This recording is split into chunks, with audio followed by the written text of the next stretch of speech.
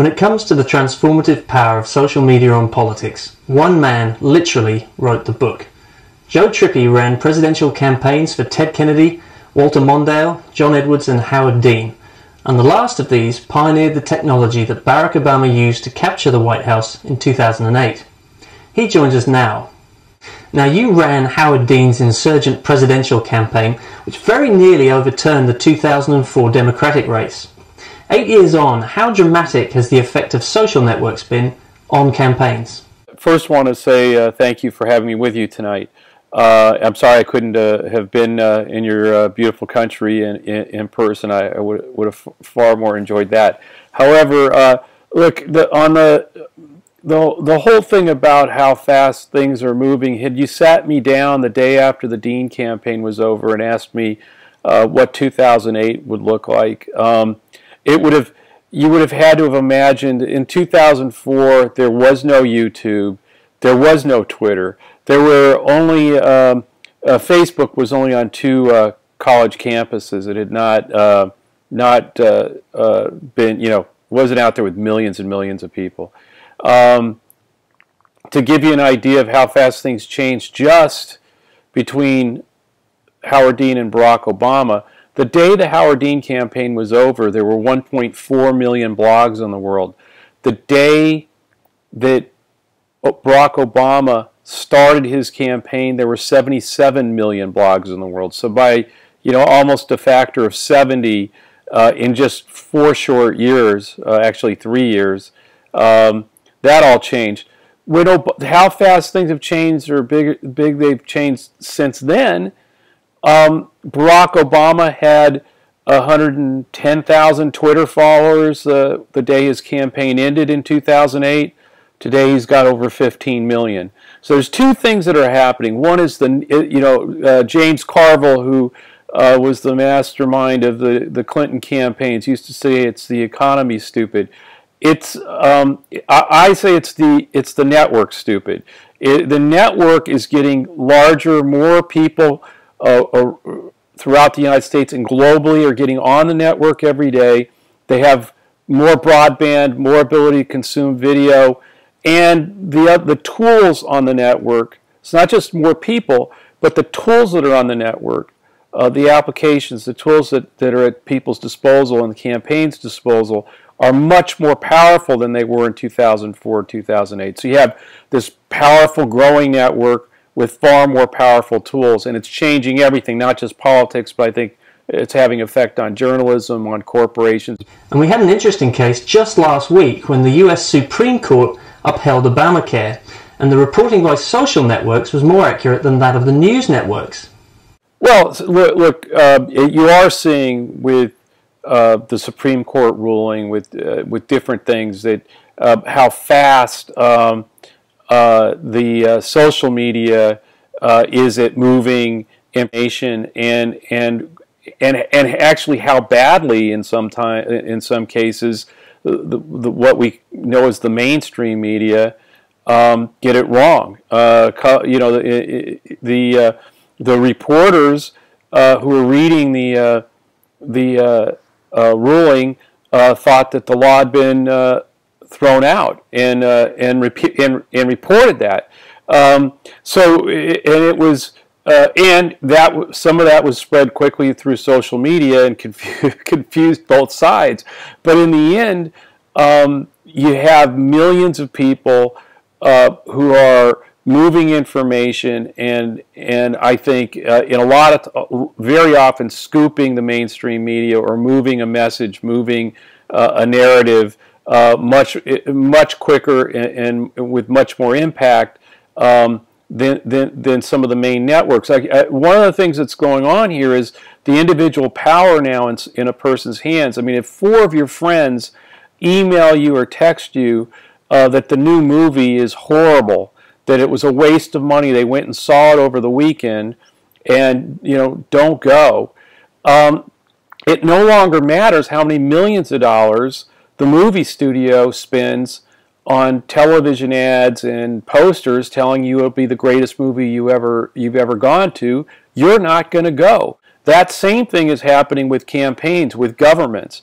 where the campaign, a TV ad by the Barack Obama's campaign doesn't have as much effect on his supporters as messages coming from your friends who support him, urging you to take a look at him or to vote for him. That's what happened in 2008, and we're seeing it even stronger and having an impact on journalism as well.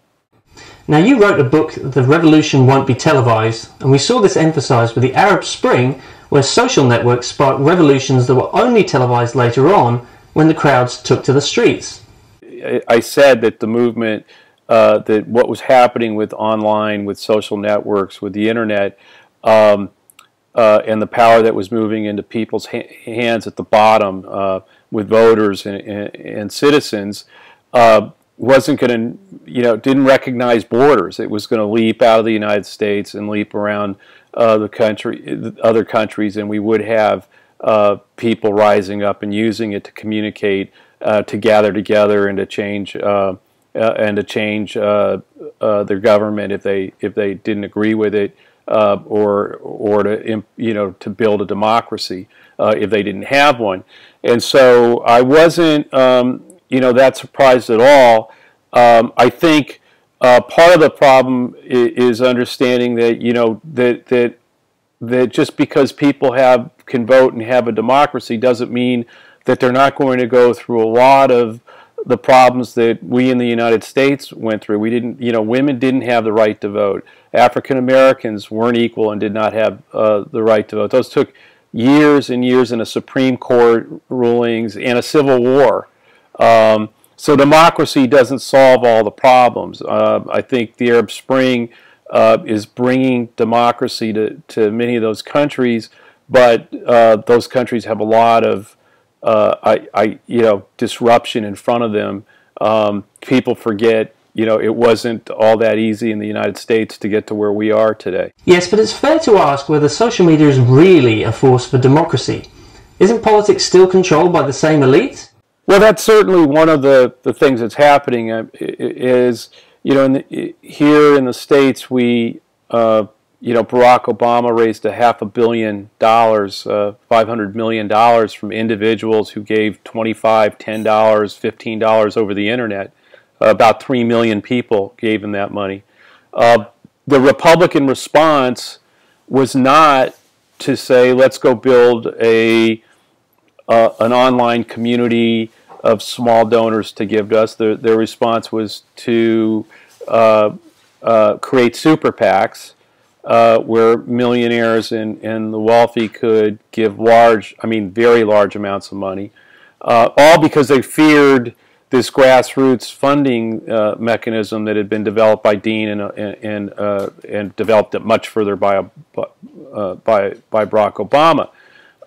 What I say to people is, it's about Goliath and armies of Davids, and the internet allows armies of Davids to gather together and take on Goliath.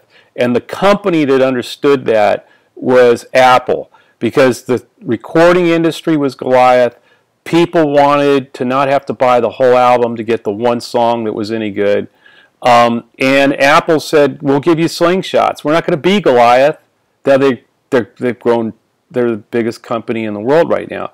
But that wasn't, the idea was, how do we give the army of Davids slingshots? And let's go let them go take on Goliath. And the recording industry isn't so big anymore, isn't powerful enough to tell us how we're going to consume our music. The company that hands out slingshots is now the #1 company, the biggest company in the world, and the army of Davids is getting the music they want.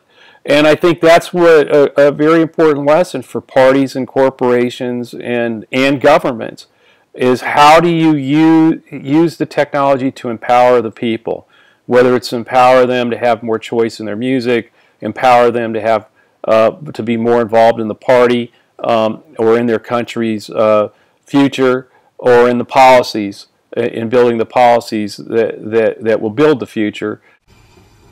And what do you think we in Australia can learn from all this? Well, I mean, the biggest one is start now. If you're you can build a movement, a huge movement You know, the Dean campaign, there were 431 people in the United States who were supporting him, 431. And we started building that group and urging them to talk to their friends, to get people to sign up, to go to the website, to come onto the blog, to email their friends.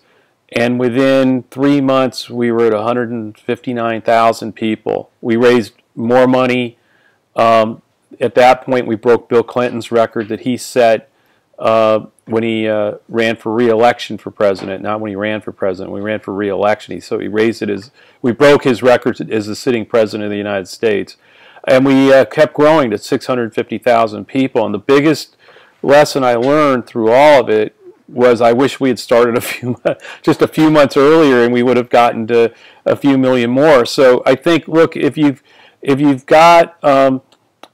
trying to build an influential community that can affect change and move your issue, your policy, your company, your brand, or your country, or your political party forward, it's start to build it now online. Build it is the network, stupid.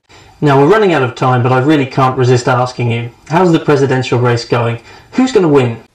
This year, it's going to be very close, and it's probably going to come down to 3 or 4 states.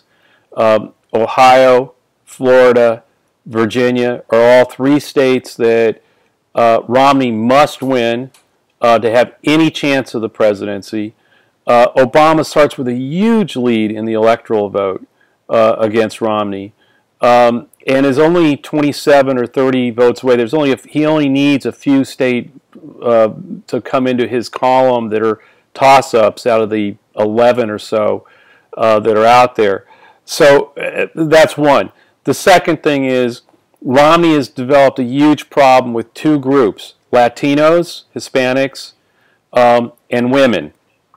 And you cannot win most of these states, particularly in the West, Western United States, which has a large Hispanic population. You might be able to win some of those states if Hispanics were the only group you were losing, but if you're losing them and women, you can't win those states. So I really, I'm not speaking as a partisan here, I really believe that Romney has a huge uphill road to climb. Joe Trippi, thanks very much for being with the AIIA this evening. Thanks for having me, Nick. Really, it was great to be with you.